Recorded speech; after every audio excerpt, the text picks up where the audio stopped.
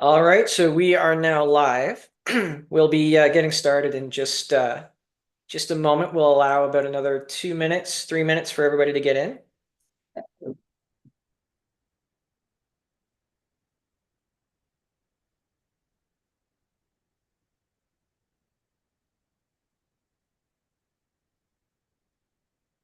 How's everybody doing there today? Give us a shout out in the chat room. How are you doing, Chris? Oh, I'm wonderful. I've been up since well, I woke up at 5:30, but then I procrastinated a little bit. I set it for another hour and went back to sleep. I would have loved to have another hour of sleep, but hey, there's nothing that says I can't take a nap later. Very true. One of our favorite bands in North Carolina is debuting their keyboard player, so my husband and I will be going out to listen to them tonight. Yes. Excellent. That sounds like a lot of fun.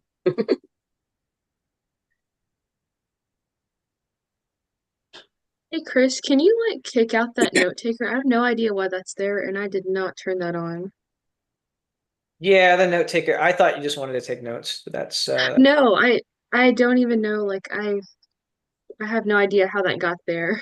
I made an account not too long ago to see some notes that were taken for a meeting that I was in, but then I got confused and I didn't even yeah, I have no idea how that got there. that's fine. Technology is great. We have Kurt joining us as well. Hey, welcome, Kurt. Thank you. Good morning. Morning. Okay, Hi, so Kurt. Hi, Terry. Missed you yesterday at the Alignable meeting. Richard Brooks. Yeah. Isn't that where we met? It is. Yep. I think you've been in Game Changers too, didn't you? Or Stars and I Stripes. have this. Yep. I've been in.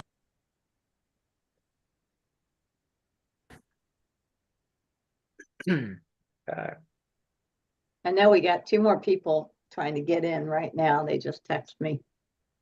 yeah, I see Janet.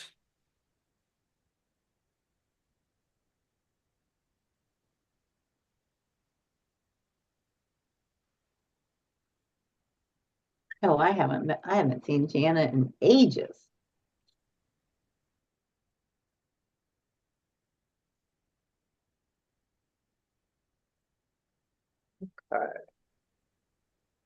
Okay, we're gonna get started Alrighty.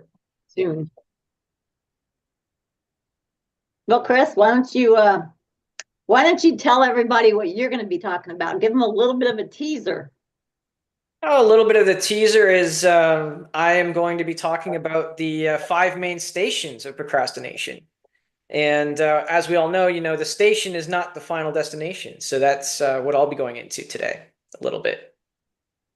That's awesome. And I want to be talking about the effects that our childhood can cause when it comes to procrastination. So I'm excited about that. Okay. You give me the word when you want me to start. Well, I think that we can give about another 4 minutes. I think I think that that's long enough to allow people to come in. After that, we will be closing it, but don't worry. I mean, we are going to be streaming live as well, so we'll have the live version as well as the recorded version after as well for distribution or however you want to do that. Yes.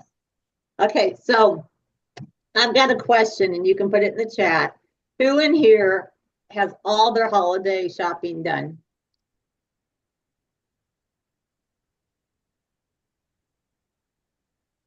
I'm almost done, which I'm very proud of myself. I don't see anybody going in the chat, so that must mean that, that they don't have it done either. Okay. Now, another question. Who in here has ever played the plastic wrap game?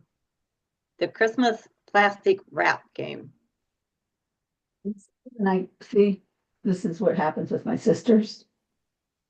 Okay. Okay. So what the plastic wrap game is, and we're going to do this with my grandchildren when we go back to Indianapolis, is you get plastic wrap, and then you have like little toys, or like if the adults are playing, you can get like little candles or fragrance or something like that, or candy or money. And then you take different like what I want to say, cuts of plastic wrap. You wrap that up in there, and everything that you're going to put in that wrap, you're going to keep wrapping it up. Okay. And then it gets bigger and it gets bigger and it gets bigger. And so when it's time to play the game, then they have to start unwrapping things. And so they're so excited because they're going to have all these little things that they can take home with them. It's a lot of fun. You have to Google it. So if you're bored, if you are bored, then that's the way to do it with grandkids. I had thought you were talking about bubble wrap for a second there, because popping it. No, bubble wrap. I guess we could use that, but boy, that would be big. I always had fun with bubble wrap. Oh, absolutely. Okay. We have Janet Hamilton in the house. Hey, Janet. Hi. Sorry, I slept in today. I just woke up. I'm in my house coat. Oh, no worries. No worries. Chris and I were up early going through this, so we're going to do our best to get through it. Okay, Chris, you ready to start? Yep, I'll get it up here. Get a little bit of we'll go here now. 1 second. Okay, here we go. Oops. Yep, there we go. So, okay, so Terri, why don't you take it away? Sure, absolutely. I'd love to. Thank you so much for coming out. I know we have other people that's probably going to be joining us here shortly. But anyway, this is Revive Your Potential, Strategies to Overcome Procrastination and Empower Your Path. I am Terri Moore, a certified transformational coach, a professional speaker, and a best-selling author of my book, Face to Face with God, My Best Friend. I have my friend here today as well, Chris, and he is an expert procrastination coach. Now, before we begin, have we arrived completely and crucified this bad habit? No, we have not. So I just want to let you know that we are all in this together today. Okay, so next slide, please. Okay. You aren't broken and you aren't lazy. So let's go to the next slide. Yep. Now, I love this cartoon. I'm not a procrastinator. I just prefer doing all my work in a deadline-induced panic.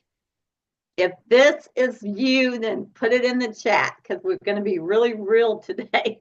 And I can't manage the chat and everything, but I will tell you this. As a professional speaker, most of the time I am working under induced panic deadline.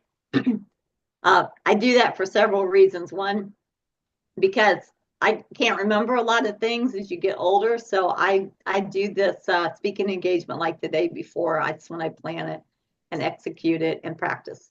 So, all right, let's move on. All right, today we're going to talk about, like I said, the childhood procrastination and the effects. So one of the things I want to ask you, are you the person who is always struggling to get things done at all, much less done on time? Yeah, you can raise your hand, but can't see you anyway. Yes, of course, we have all done this from time to time, right? Today we're going to take a dive into what affects your childhood, could be interfering with your life even today. So let's get real. We've all procrastinated, but do you know the reason why? Did you know that the older generation is really to blame for our procrastination? Let me explain that. Those kids back then were raised with an older generation, And when they came into life and was born, they had their the DNA curse put upon them. So back then, everybody was taught to be perfect, right? Well, guess what happens? Then they become one. They become perfect. They want to think of themselves as perfect. They have to do everything perfect. And that in turn can cause you to procrastinate. Okay. So I know for me, whenever I tried to do something nice for my family, cook dinner after my mom's had a long day at work, cleaning the kitchen, cleaning my bedroom, it was never enough. She was very critical. And guess what happened? I rebelled against her. I rebelled against my dad. I procrastinated on everything, chores, homework, debate speeches, because she made me feel like a failure. Can anybody relate to that? And feel free, like I said, if you want to put it in the chat. Today, I still procrastinate from time to time because this habit runs deep. Procrastination runs deep, everyone. But I'm a work in progress, and I am determined in 2025 that I will break this habit. Nobody's ever going to break this habit totally. It's just not. We're normal people, okay? We're not perfect people. And so I am turning my weakness into a strength. Okay, I want to talk about functional families. If you here today has been raised in a functional family, God bless you. Okay, because children who's been raised in a functional family, they have had their emotional needs met, and they were loved, and they were supported, encouraged to take risk. Okay, let's talk about dysfunctional families. That's where I lived, in a dysfunctional family.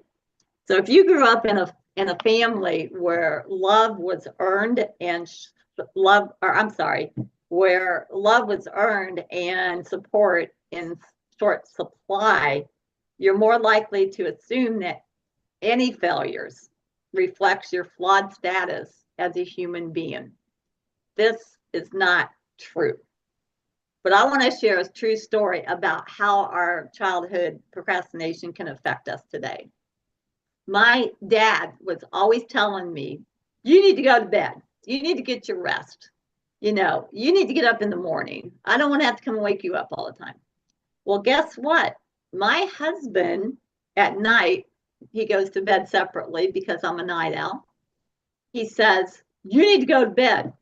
You need to get your sleep. And I tell you what, I'm going to be very vulnerable here, but I rebel against him because it makes me think of my dad. And so what do? I procrastinate getting upstairs and going to bed at a decent time. I'm breaking that habit as well.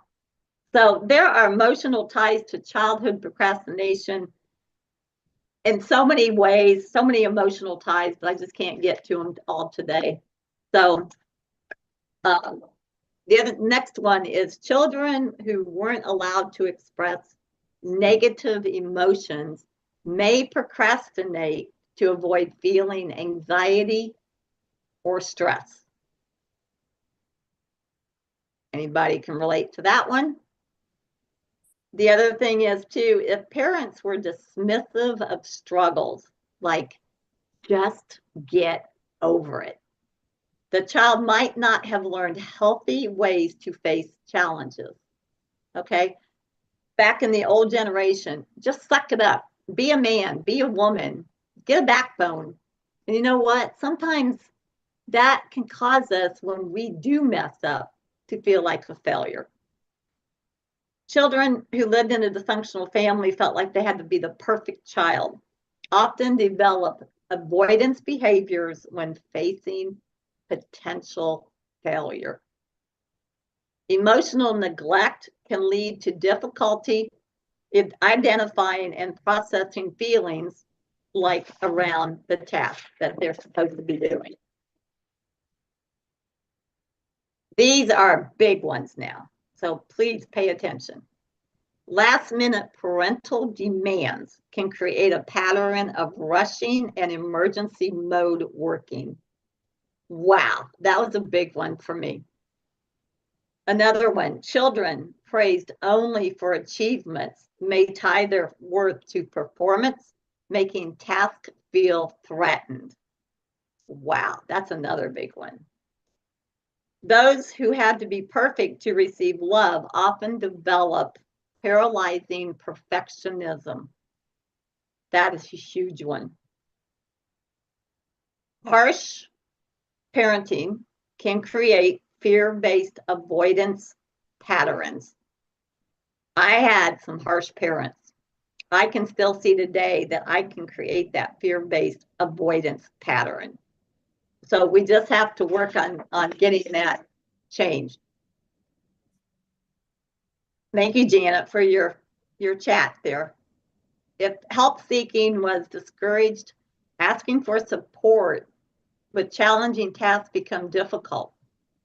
Those who are shamed for mistakes may avoid starting until conditions feel perfect. And oh my gosh, when I was putting this together, this stuck out like a sore thumb to me. I mean, it was a wow moment for me. So I'm going to read that again.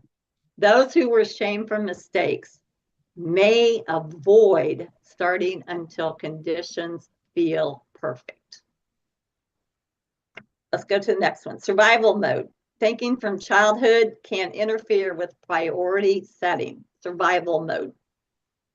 Going to go to the next one. Now we're going to talk about 4 steps to healing from childhood procrastination.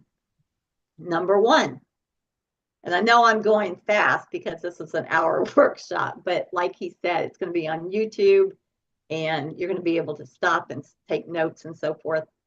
The 4 steps to healing from childhood procrastination. 1, self-aware and understanding. What I mean by that is some of this that happened in your childhood is not your fault. It was not your fault. And so I'm giving you permission today to let go of that and to forgive yourself for anything that happened in your childhood. As a coach, that's what I tell all my clients. Number 2, challenge negative belief systems. Who said you were not good enough? Who said it?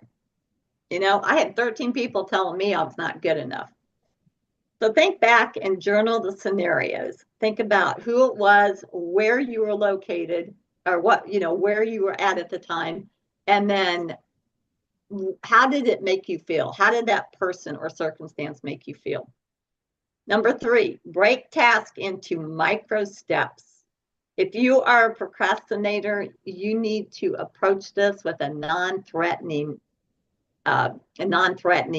area, okay? What that means is taking baby steps. Just take baby steps. If you have paperwork that mounts this high, then break it up into hours or days, but don't try to do it all at once because you're going to get overwhelmed.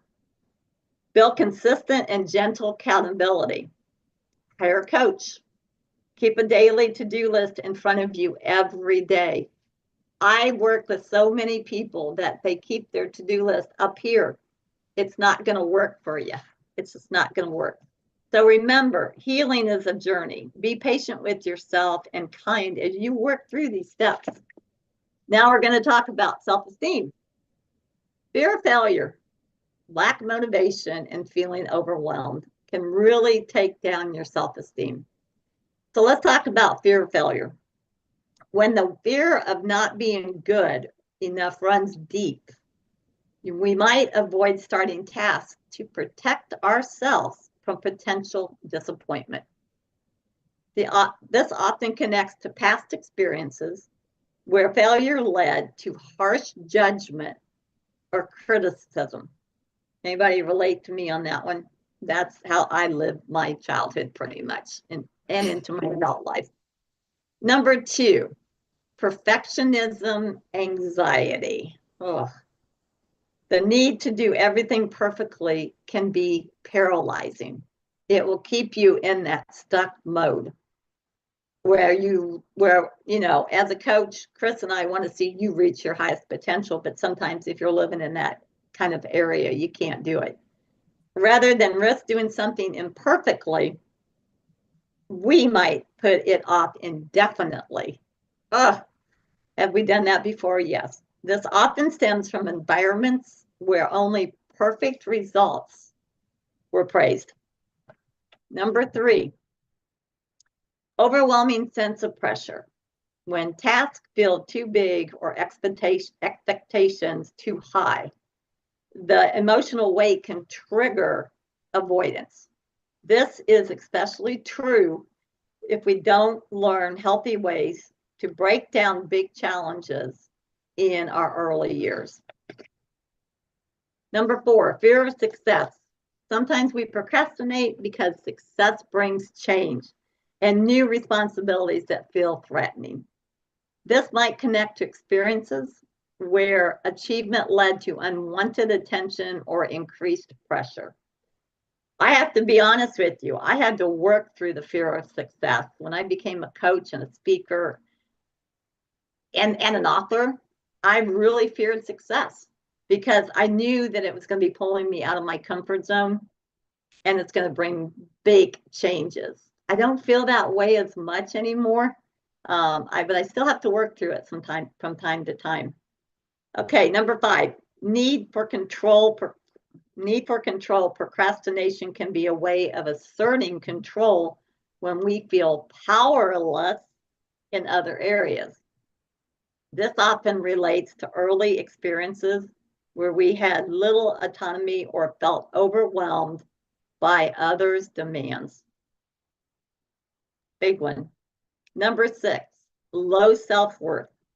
If we don't believe we deserve success or good things, we might sabotage ourselves through procrastination. That's a big one, everyone. Big one. This often connects to early messages about our value and worth. I grew up in a home where I didn't feel like I had any self-worth. So coming in to everything that I'm doing now brought in a lot of that sabotaging because I didn't believe that I deserved success or good things. That was many, many years ago. I don't feel that way today. And then the other thing is, to wrap this up, is time management skills is a big, big self-esteem barrier. Okay? So if you procrastinate and then you have poor time management, it's going to bring you down with your self-esteem. That's just normal. So build your self-esteem as best as you can. Instead of fear of failure, think of it as faith of success. Okay, lack of motivation. If you're procrastinating, you're going to have lack of motivation, and then you're going to feel overwhelmed. But guess what? There's good news for you because you can change. You can change your mindset right now.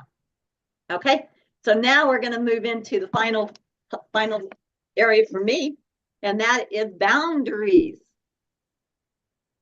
How am I doing on time, Chris? Oh, you're good. Okay, so, with the holidays. First of all, I'm going to talk about boundaries with the holidays. Holidays can be very emotional times.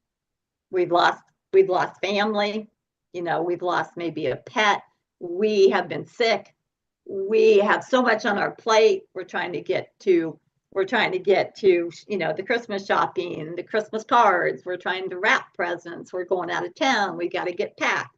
All this stuff can cause us to literally procrastinate because it's too overwhelming. This is an overwhelming task. Okay, so one of the things that I encourage people to do is do your best every day by doing 5 things to get you ready for your amazing Christmas holiday. 5 things, okay? Today I'm going to wrap presents. I'm going to start packing. I'm going to finish out my Christmas cards, okay? I'm so proud of myself because I'm ahead of the game this year. But let's talk about internal boundaries. Are you a yes person, or are you a no person? Okay. What I mean by that is, do you say yes to everything and then you resent yourself or others that ask you to do these things? I used to be a yes person. And then I got to the point I started having resentment towards these people, but it wasn't their fault. It was my fault because I had low self-esteem and I couldn't say no. I wanted everybody to like me. And if you can relate to that, please put it in the chat. But the one thing that I've learned is I have to say no. I have a lot of things going on right now, both personally and business, which is all great, but I have to learn to say the word no. Now, do I apologize? I absolutely do not. I absolutely do not apologize. What I say is, let me check my calendar and see if I can help you. And then I'll let them know that based on what I saw on my calendar, I can't help you this time, but please ask me again. And just leave it at that. You don't have to apologize. Okay, number 2, establishing clear lines between work time and rest time, learning to say no to distractions. What do I mean by that? I mean social media. I mean getting on your website. I mean watching TV. If you're procrastinating, then you need to set your own boundaries. Okay. The other thing is energy management. Recognizing your personal energy patterns and setting boundaries around when you tackle important tasks. For instance, if you're a morning person, protecting those early hours for crucial work rather than letting them slip away. Let's talk about the night owls, okay? This is where we do our best work, believe it or not, okay? And those can be the hours between, ready? 5 o'clock to midnight. That's when the night owls kick in. Let's talk about digital boundaries. Creating strict limits with technology that enables procrastination. Okay, I just mentioned this, but turning off notifications and, setting time limits for your social media. I know a lot of people are scrollers, and then you look at the clock and there's been hour or 2 hours go by, and you have wasted time that you could be doing other things to help you move out of this procrastination area. Number 5, interpersonal boundaries. Learning to protect your time from others' demands that lead to procrastination. This includes being able to decline non-urgent requests and communicating clearly about your availability, like I just mentioned. Emotional boundaries. Separating your worth from your productivity. Setting boundaries between your self-esteem and your task completion helps reduce the emotional weight that often triggers procrastination. Number 7, workload boundaries. Being realistic about what you can accomplish and setting clear limits on commitments. This includes learning to say no to new tasks when your plate is full. I can't reiterate it enough about the yeses and the nos. Okay, so how do we change all this? Okay, so we're going to talk about internal boundaries and solutions. So number 1, set non-negotiable work blocks. All righty, schedule 25 to 50 minutes focused sessions. Okay, I know for me, I have to make phone calls and cold calls to churches and other places where I can get in to speak. I don't have the assistant to do that. All right, so what I have to do is I have to block, and Chris helped me with this, but I have to block out that time on my calendar because I don't want any distractions when I am trying to make these phone calls. I have to be majorly focused, okay, because I don't know what's going to be said on the other line, okay? And yes, living in a household of rejection still can hinder me today from doing things. I totally arrived in that, but I am really working hard to change this. So Create a dedicated workspace that singles work mode. Okay. I see too many people, they're trying to really get work done, but yet they're in their bed. And you know, what's going to happen? You're going to get tired in your bed, and then you're going to want to take a nap. So the other thing is track your procrastination triggers in a journal to identify patterns. Okay, why am I procrastinating? Am I not feeling good? Is there something going on that's causing me to do this? Okay, I'm going to be really real with you all. I have a habit of staying up late, too late actually for my age. And I'm working really hard to crucify this. But one of the things is that I have to get more sleep, and the next day I'm dragging, I'm not motivated, and then what happens is I procrastinate. Okay, so I'm just being real. The other thing is you if you're working really hard and you know that you need a break, then take a break. Don't push yourself. You know, take 30 minutes of a free guilt break. Go put laundry in or go have lunch or whatever. You're going to be better when you come back to your computer. Okay, energy management boundaries. Map your energy patterns for a week to identify peak productivity hours. The other one, reserve high energy times for important tasks. Plan lower energy activities for natural slumps. Set a firm bedtime to protect your energy levels, like I just discussed.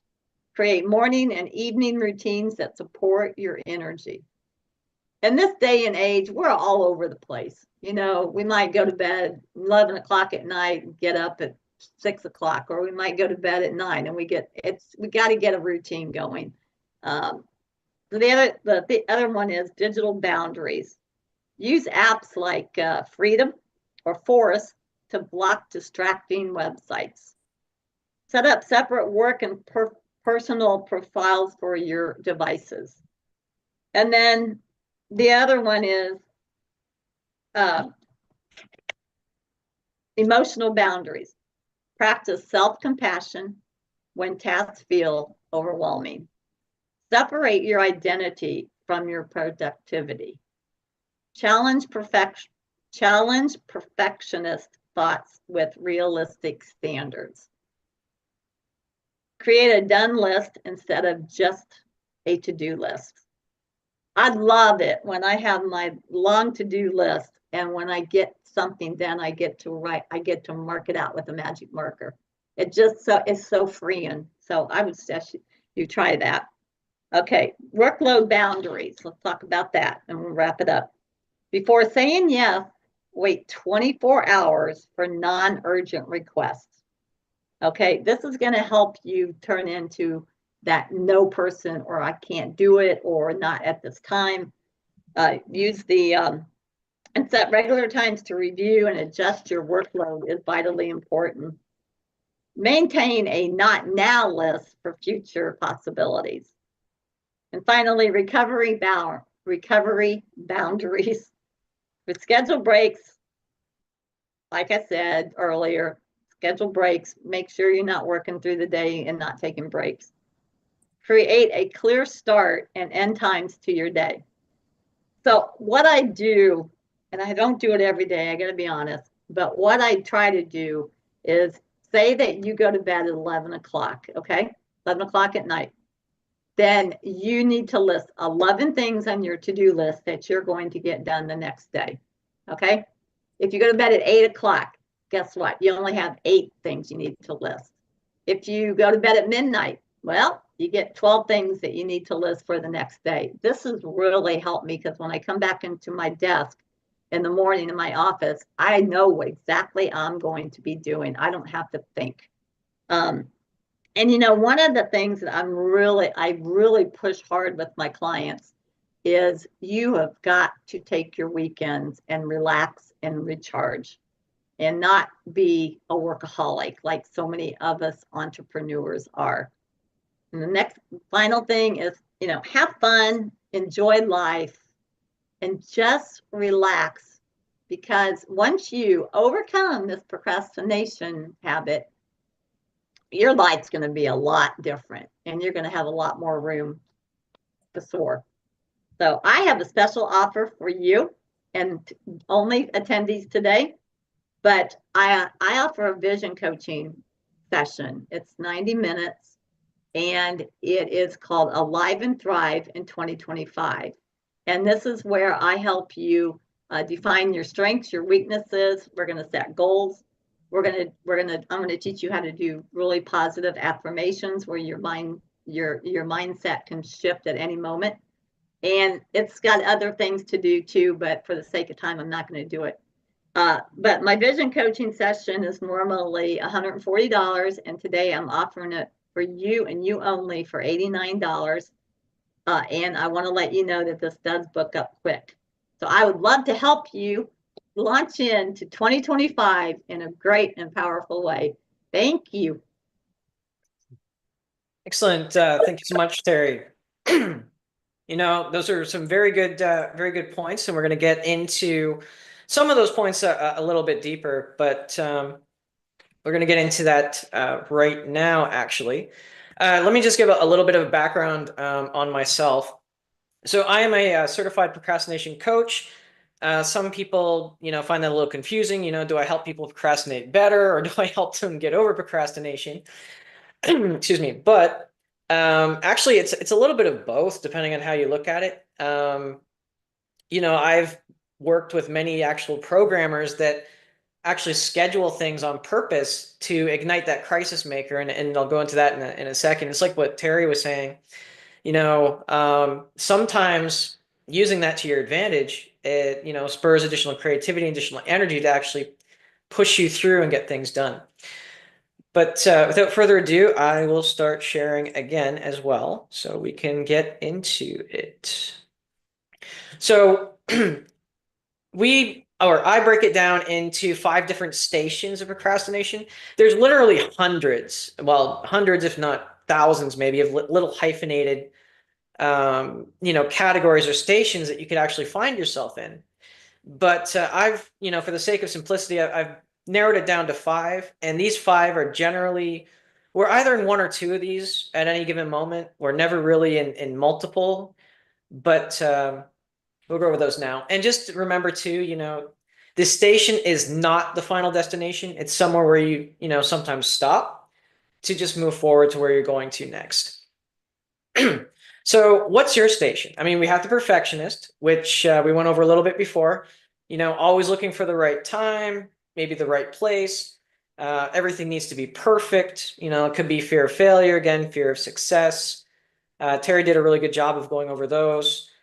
And then we have the worriers. Again, the worriers sort of overlap a bit with the perfectionists, because a lot of the times we're worried that it's not going to be perfect, or we're worried about the outcome if it's not perfect.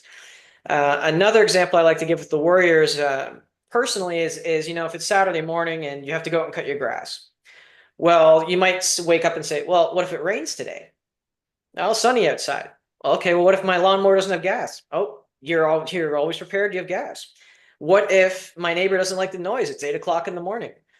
So worriers can really make up an excuse in their mind to talk themselves out of anything.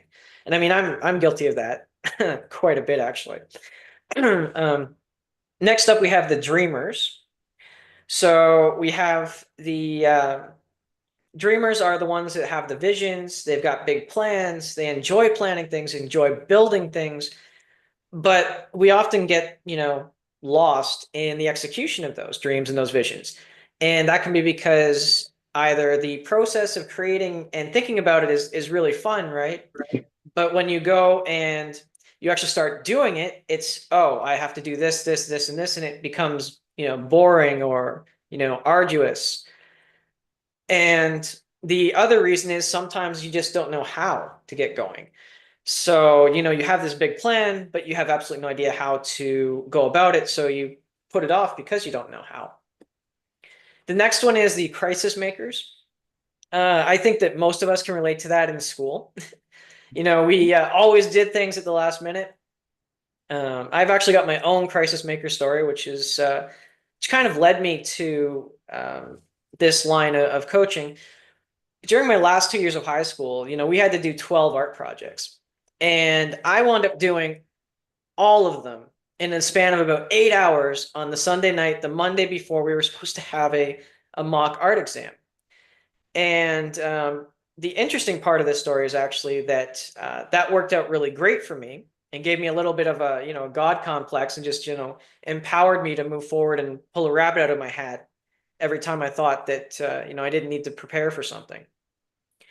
Because what wound up happening is the proctor actually came from a different school, so he had no idea who I was, and he had no idea I'd been slacking all year. Whereas my art teacher was in the corner stomping up and down and giving me the death glare because I didn't do it. But I'd gotten together all these materials: cans, bottles, styrofoam, duct tape, caution tape, spray paint, and I just threw everything together. So this proctor comes in and he starts saying, "Oh, wow, I really love how you used all these different materials, but you didn't go out of your way." I'm like, "Yes, that's right. That was what I was going for." And then he started explaining what the art pieces meant for him, and I just went with it. And in the end, he said it's very reminiscent of pathetic art. And I think that was my saving grace, and why I could actually manage to pull off an A out of that situation was you said, yes, it is reminiscent of pathetic art, because in today's society, we're all striving for perfection. So does that not make perfection the new mediocrity? And he loved it so much, I guess, that got an automatic A out of that. Much to the in spite of one of my friends, he worked his hump off for 2 years, and he had extra lessons. He had support from some famous artists. And so sometimes, procrastination can work out, but as I would learn later, that only works until, it doesn't work. And so that's a crisis maker. After that, we have the defiers. Terri went over some of that too. We don't necessarily like being told what we have to do, right? So we have that resistance every time that we hear that word "have to" do something. And actually, that's one of the easiest forms of procrastination to overcome, because it's very quick to turn it around, because you are in a place of power at all times. There are literally two things in this life that are not a choice. I mean, you can't choose to be born. You can't really choose to leave when you leave this planet, right? Everything else in between is a choice. So all you really need to do to get past that one is just find a way to turn that "have to" into, no, I don't have to. I'm choosing to, because of, and then there's this reason. One of the examples that I like to use for that is actually something that happens quite a bit with myself and my wife. After a long week of work, I'll go to my couch, I'll sit down, I'll flip on the TV to my favorite show, and then wouldn't you know it, hey, you have to help, with the dishes. Like, say what now? I literally just sat down. I'm just literally turned on the TV. I walked past you like 5 times before that happened. But so no, I don't say that. I say, okay, no, I don't have to do the dishes. I'm choosing to do the dishes because, I love my wife and I want to make her life easier. And honestly, I don't maybe want to sleep on that same couch later on at the night. So it's just easier for me to get up and do it and then get back down and watch it afterwards. That's my story for Defire anyway. Up next here, I like to talk about a really important aspect actually is, am I procrastinating? And is it a problem? Because I mean, we always put some things off. I mean, that's just a given. When it becomes really procrastination is when it has some of these underlying factors, and as we mentioned, as Terri went into through the childhood and through some other aspects. So we have avoidance behaviors. We have chronic delaying of tasks, maybe your difficulty starting a task, and maybe your distraction seeking. There are emotional and cognitive factors. There's low motivation, which Terri covered nicely, anxiety and stress, and guilt and regret, among many other things. And the consequences of procrastination, as we sort of went over a little bit, you have time mismanagement, and then you've got decreased productivity. I mean, that sounds like a given. And also the you feel unfulfilled, right? And that's where the cycle can kind of perpetuate, is when you start to feel unfulfilled. So those are the sort of questions to ask yourself if you're actually, procrastinating, or is it a one-time thing? Now, I like to get into not my circus, not my monkey. Again, Terri covered this a lot with her boundaries.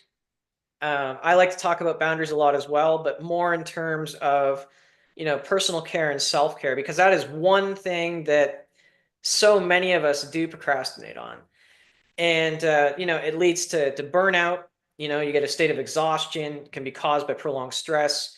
And again, just related back to the holidays. I mean, it can be very overwhelming, to try and get everything done that you're supposed to get done at any given time. And so one of the things that I like to say is that if you're not sure if you can do something or not, just say no. I mean, you know yourself better than anybody. And, even if consciously you don't know, your subconscious does know. So if you feel any hesitation at all when somebody says, hey, Terri, hey, Janet, hey, Linda, can you make the Christmas party on Friday? And if your answer is not an immediate yes or an immediate no, but it's a maybe or I'll try, then it's probably better just to flip that over to a no and just set that expectation, not to hurt anybody's feelings, not to make them feel let out, left out or anything like that. It's just that you understand that your energy is important to protect, because you're also responsible for your own joy during this holiday season, right? And I'll get into that in a little bit, actually, in a further slide. Then we have overwhelm. Again, we talked about faulty boundaries, or it's a lack of knowledge. So when you get overwhelmed, again, lack of boundaries. So you're taking on something that maybe isn't yours, and or you're not really certain how you can do that thing. So a lot of people talk about overwhelm in the holidays, and I'll go over this again. I know I'm kind of beating a dead horse by now, but when somebody's asking you to prepare the dinner, go buy presents, host a holiday party, pick up the ugly sweaters for the family photo, all these things. And if some of that isn't yours, then you're also going to have a lack of a knowledge. So you're not going to know how you're going to be able to do that thing. And when you don't know how to do something, your brain works on overdrive trying to figure out a way to actually get it done. And that causes you to spin and to sit down and, maybe doom scroll a bit, or watch that extra cat video on Facebook or YouTube. And, that flows right into our distraction. And the distractions are so, well, for lack of a better word, distracting, is because, you get instant gratification out of that. While I don't know how to, make the turkey and get the presents done and get the kids to wear their sweaters and, make sure the dog doesn't rip its sweater up before we get to take the picture. While I'm trying to figure out how to do that, I say, oh, I wonder what's going on Instagram. I wonder what this person's doing. And those platforms are designed to keep you there as long as possible. So it's probably one of the worst things you can do when you're looking for a distraction, because it's an exact science that they use to keep you there and scrolling for as long as possible. So, as Terri mentioned before, set hours, maybe even remove social media from your phone. Yep, I see the cringe. I see the cringes and I see the tomatoes coming out. But I mean, if you're not able to do that, have it not on your phone at all, at least put it, on the third or fourth little application screen, so you have to swipe 2 or 3 times to get there. And, then you'll be able to use it a little less. I mean, I do that personally. I've got my Facebook and my Instagram stuff, which I don't even have profiles. I honestly, literally only use it to distract myself. So I keep it, at the back of my phone anyway. Okay, so next up, we've got getting to the bottom of it, which is so important in procrastination, is you need to understand exactly why it's happening. Because if you don't know the why, you really can't, begin to find a way to get over it. So the way to do that is to, become aware. So you have to be aware that it's happening. You have to identify it. You have to say, okay, I know that it's this part. Then you need to find the path forward. And then you've always got to have patience and persistence with yourself. Because again, it's not always easy to get over these things, and it's not easy to, break these habits or programming that you have likely had for a very, very long time. And most of all, it's important to have compassion. I know it's easier to have compassion for other people, but that compassion you can have for other people, you can have for yourself. And, again, it's not about being lazy. It's not about being broken. It's about programming, which you likely received, as Terri mentioned, in your childhood. And let me give you an example of how getting to the bottom of it can help you get over some procrastination. I'll use I'll use a personal example first. I don't go to the gym, but I do try to work out a little bit in my garage, right? So I have some weights out there, a little exercise bike, and it was going really well. And then my daughter got out of school. And my daughter was out of school for the summer, and I said, "Oh, the weather's nice outside, I can put it off and not do it. And when she gets back in school, I'll get back to doing it." And so she goes back into school. And, for the first couple of weeks, I was okay doing it. And then all of a sudden, I found myself procrastinating. It's like, okay, what's going on here, Chris? Getting up early? Not a problem. Going out there? No, it's not even a problem. Doing the exercise? Not a problem. Oh, wait, it's in the garage and the garage is getting cold. Well, okay, I don't want to be cold. Bingo, that is where my procrastination was coming from. So I fixed that by getting up and making sure I turn the heater on, and lo and behold, the procrastination goes away because I now had the specific part of the task or the event that was causing me to procrastinate. And as Terri mentioned before, if you take all these tasks and you break them into the smallest possible components, not only does it allow you to have these baby steps forward, but it allows you to identify where you might have holdups in the task itself, but also other tasks. So, I could even extrapolate and say, okay, I know I don't want to be cold now. I understand that about myself. It's an awareness. And so any activity I have in the winter that's outside, I know I'm probably going to procrastinate and put off because I don't want to be cold. So as long as I prepare for those in advance, I know that I'll be able to, well, it's not that I won't procrastinate, but I maybe procrastinate a little bit less, knowing that I've got that worked out. And I won't go on too much about this because Terri did a really good job of describing how, when we're building accountability and when we're getting support, there's social support, you don't have to go through it alone. There's friends, family, mentors, teachers, support groups, and communities. And then you've also got professional support or help. You've got therapists, coaches, sponsors, and there's even professional associations on procrastination. So, I mean, you're definitely not alone. And before we can usually build accountability for ourselves, we have to get used to being accountable for other people. That's just kind of the way it works. It's rare where you come out of the womb and you're like, oh yeah, I'm going to do this for myself and I'm going to hold myself accountable for that. We normally have to learn that, but then we have to learn to apply it to ourselves. And then I'd like to just go over the procrastination playbook really quickly here. We're really close to wrapping things up. So the procrastination playbook is manage and understand your energy levels. Terri went over that as well, really well. If you are a morning person, try to put your most important tasks in the morning. If you're a night owl, hey, put them at night.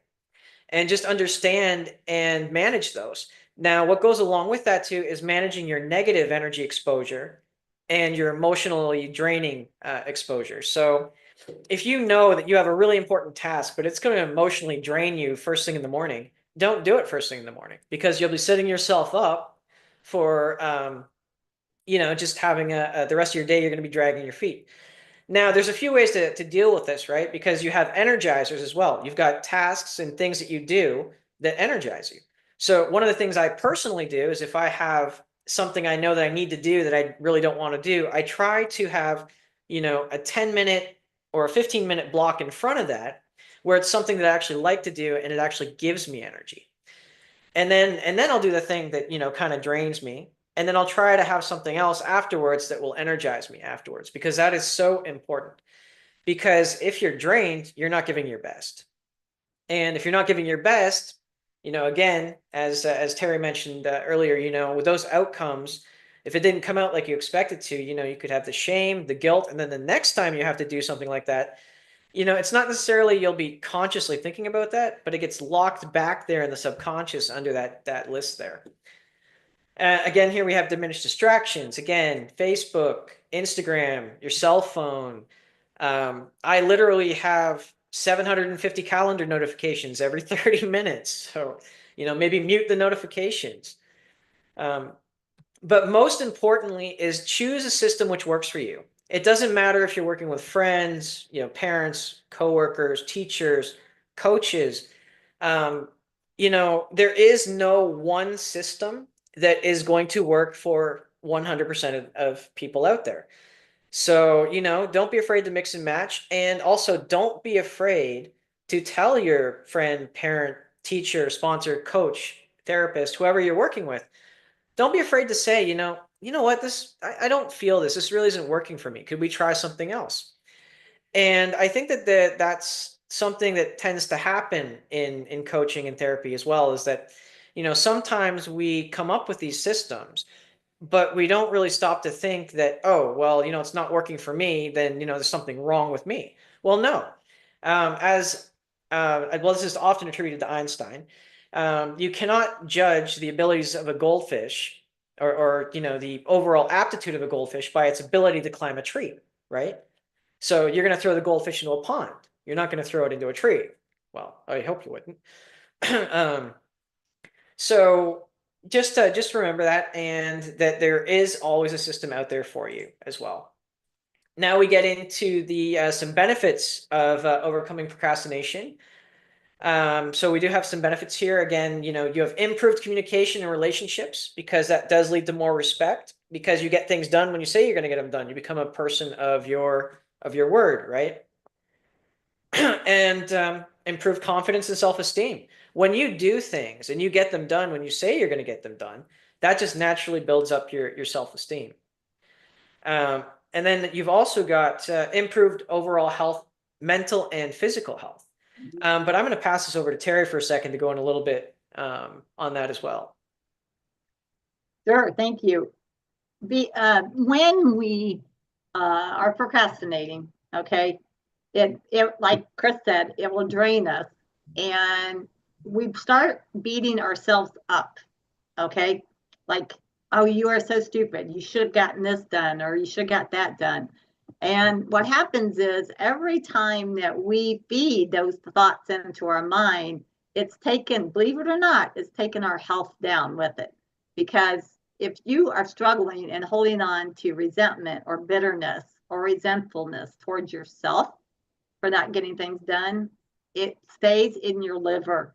It stays in your liver, and liver is not the place you want all those emotions to be, because our body needs to be feeding on positive energy, and that in our liver, when we hold those things, it's negative energy, which it could breed cancer, it could breed all kinds of different diseases. That's why, for me, I might get down on myself, but I don't beat myself up, if that makes sense, because I know that I need to forgive myself really quick, okay? And what I say is, okay, Terry, forgive yourself. You're going to try better you're going to try better tomorrow, okay? And just leave it at that, because too many times that it really can affect our mental capacity as well. And so what you need to do is, just like this woman says right here, don't wait till tomorrow. Don't wait till someday. Don't wait till next week. Don't wait till next month. Do it now. And I know that is so hard when we have so many demands on us. But if we do it now, then tomorrow we're going to have a lot better feeling about ourselves, and our health is going to be vibrant. So take it away, Chris. Excellent. No, thank you, Terry. And yes, I know we don't often, think about that, but I mean, if you're constantly, stressed and you have adrenal fatigue, then you will often have, stomach aches, and you'll have back aches, and you'll have all these other things. And that's where I came to this next slide, we have from fun and games to empowerment. And the play on words is it's all fun and games until someone loses an eye, right? I'm sure that some of you have heard that expression, but it's all fun and games because we're all about, pleasing others and putting ourselves, not putting ourselves first. And so it's all fun and games until someone loses an eye. So you're losing yourself to, just being able to please other people, especially during the holidays. So again, just put yourself first, look for the joy in everything. And if you can't find the joy in something, then learn something new out of it. Learn something new out of it or teach something new out of it. If you can learn something new out of any situation, even if you can't find joy in it, you're still going to raise your energy levels at least a little bit because you're doing something that is productive, or teach something new. So, I had the pleasure of standing in line -11 yesterday for about 2 hours, and with my family on a Christmas tour. And I learned some, didn't learn anything new. It wasn't really joyous, right? But I was able to use it as a teachable moment to teach my daughter about different things, being prepared for one, doing research for another one, because none of us knew that we were going to be standing outside for 2 hours in the -11 weather. If we had, we might have rethought the tour. So, yep, do your research. That was a teachable moment. That was my emotional support chihuahua. She decided she wanted to wake up. But yes, that's just do that. And yeah, other than that, that is the presentation. So we want to thank you all for coming. And what we are going to do right now is I'd like to put up a little poll here for you. It's an anonymous poll. It's a quick one, just asking you quickly to see which station you resonated with the most. And we'll take a quick look at that in just a moment. And as we're doing that, we will open the floor to questions as well. So Well, feel free. Yes, well, I have a question for Terri. Well, first of all, I just want to say, like, I really enjoyed a lot of the points that both of y'all made, especially Chris. I loved the way that you laid out the manner in which, like, the procrastination, like identifying where the procrastination stems from, because it really helped me as someone who thinks very linearly, like kind of figure out, okay, how do we go about nipping this procrastination in the bud and like very early on. And I really enjoy Terri's points about, how it starts early and it goes down from generation to generation, because you hit a little bit on a topic that I'm really passionate about, which is epigenetics, which I could talk about that all day long, how things like that are passed down from the older generations, and we don't even think about it. But I do have a question though for Terri. So you were talking about these apps. I believe one of them you said was called Forest, and I was just wondering because you were talking about that and the notifications. So does it somehow disable your notifications for a certain amount of time, or is it just kind of one of those apps that like one of those focus apps, or how does it work? Do you know how it works? I don't. I Or, don't. okay, I just okay, because heard I was about it. just Yeah. okay, because I was curious about that.